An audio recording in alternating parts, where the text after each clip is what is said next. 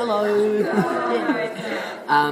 I remember from listening to the piano accordion when I was a little boy, and we were visiting my family in South Australia in a little place called Mount Gambier, where the blue lake was, because no other lakes were blue.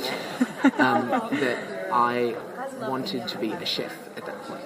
I wanted to be a budding little cook, and I would go around and sit my entire extended family down on my mum's side, and I would take around plastic little bowls and little cups and little trays and feed them invisible pickles, because that's what I thought would be the most amazing thing, despite the fact I never ate a pickle before that point. I just thought that they were green and they ate green things, and therefore they would like them. So thank you for sharing.